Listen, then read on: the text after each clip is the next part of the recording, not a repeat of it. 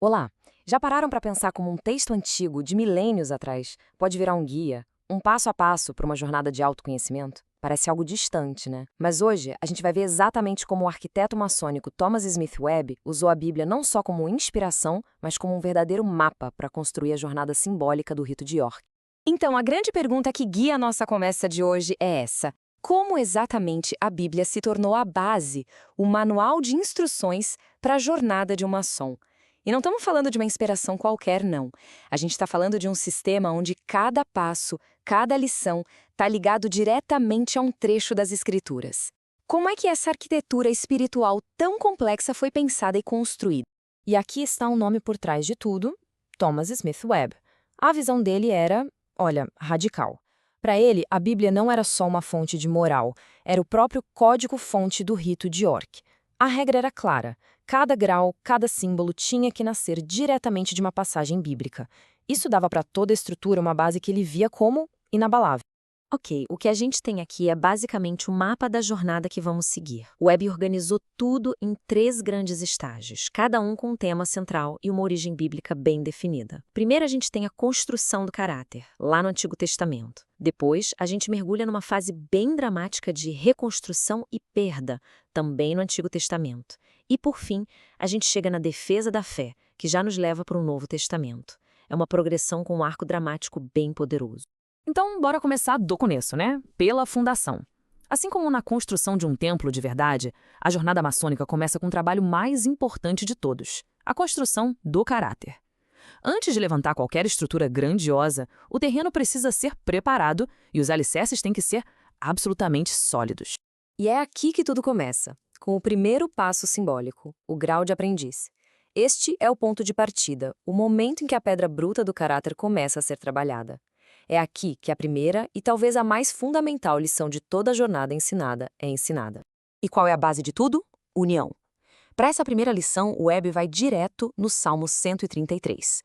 E, veja bem, não se trata de uma união social qualquer, como num clube.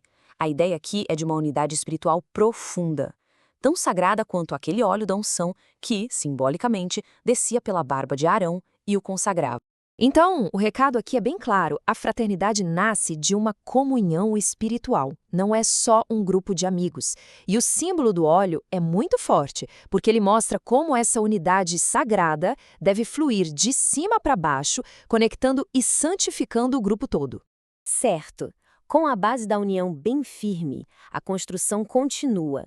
E agora o foco muda. A lição deixa de ser sobre a unidade do grupo e passa a ser sobre a integridade do indivíduo. A régua moral, por assim dizer, fica mais pessoal e exigente. E olha, aqui a coisa fica mais séria, mais rigorosa. O Webb nos leva para a visão do profeta Amós, onde Deus aparece segurando um prumo. E a parte chocante da visão é que Deus não está medindo um prédio de pedra, mas o próprio povo, avaliando se eles estão no prumo de acordo com um padrão divino. O que isso quer dizer na prática? Que existe um padrão divino de moralidade, uma linha de retidão perfeita. E é com base nela que o grande arquiteto do universo julga as nossas ações. O prumo, então, se torna o símbolo dessa verdade absoluta que não dá para dobrar. Bom, depois de firmar a união e a retidão, a jornada leva a gente para um lugar bem mais sóbrio, um confronto com a realidade mais inevitável de todas, a nossa própria mortalidade. Esse é o grande tema do terceiro grau. Para passar essa lição tão profunda, o Webb escolheu uma das passagens mais poéticas e, ao mesmo tempo, sombrias da Bíblia, o capítulo 12 de Eclesiastes, que é lido inteirinho. Ele usa metáforas incríveis para descrever a decadência do corpo, servindo como um lembrete urgente para a gente se lembrar do Criador, antes que a velhice e a morte cheguem. Ok, alicerce moral construído. Agora a história entra no segundo ato. Um ciclo super dramático de construção, de perda devastadora e, no fim, de redescoberta. A gente entra na fase da reconstrução e da ruína. E essa nova etapa, que faz parte dos graus capitulares, já começa com uma lição e tanto sobre valor e percepção. A questão que se coloca é: o que é realmente importante? Como é que a gente julga o valor das coisas e das pessoas? A base para essa lição vem de uma citação super famosa do Salmo 118.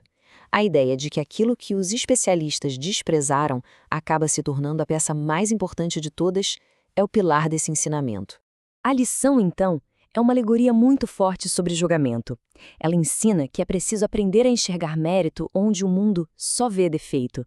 Aquilo que é jogado fora, que é considerado insignificante, pode ser, na verdade, a peça que faltava para completar a nossa construção espiritual. A gente continua avançando e chega num ponto-chave, um momento de grande revelação no 7º grau, o do real arco. Esse grau gira em torno da busca por uma verdade sagrada que se perdeu há muito tempo e da experiência de uma revelação divina. E a genialidade do Webb aqui foi juntar duas histórias bíblicas muito fortes. Primeiro, a revelação do nome de Deus a Moisés na sarça ardente, que simboliza um momento de iluminação pessoal.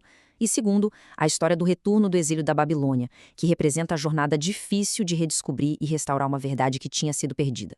E aí, a jornada nos joga no meio da ruína total. É o clímax dramático dessa parte. Este grau, que faz parte dos graus crípticos, funciona como um aviso bem sério e foca na história trágica da destruição de Jerusalém. O Webb pega aqueles relatos angustiantes do profeta Jeremias sobre a queda da cidade sagrada e os transforma numa lição inesquecível sobre as consequências da falha moral. A mensagem é direta. Quebrar os votos, abandonar os princípios, leva inevitavelmente à ruína. O que aconteceu com uma nação inteira vira uma alegoria do que pode acontecer com um indivíduo. Uau! Depois de passar pela ruína, a história muda completamente de tom. O foco agora sai da construção interna e vai para a defesa ativa dos princípios e da verdade no mundo lá fora. A gente entra nas ordens de cavalaria. E a primeira parada é na corte do antigo rei Dario da Pérsia. O drama todo aqui gira em torno de uma disputa, um debate para decidir qual é a força mais poderosa da Terra. E o interessante é que a resposta para esse debate não está nos livros mais conhecidos da Bíblia, mas num livro apócrifo. Na história de Zorobabel, ele defende que o mais forte não é o vinho, nem o poder do rei, nem a influência das mulheres, mas sim a verdade, que tem o poder supremo e eterno.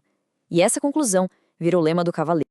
E, finalmente, a gente chega no ponto mais alto de toda a jornada do rito de York, o ponto culminante de todas as lições. Este grau, a ordem do templo, se baseia diretamente nos evangelhos do Novo Testamento e marca a transição final na estrutura bíblica do Webb. O Webb ancora toda a essência da cavalaria templária no sacrifício de Jesus, como é contado nos evangelhos. A lição principal é a afirmação da imortalidade da alma. E dessa crença nasce um dever sagrado, se tornar um defensor da fé, com o compromisso de proteger o evangelho e os peregrinos inocentes que seguem seus ensinamentos. Bom, olhando para trás agora para essa jornada toda, o que a gente percebe?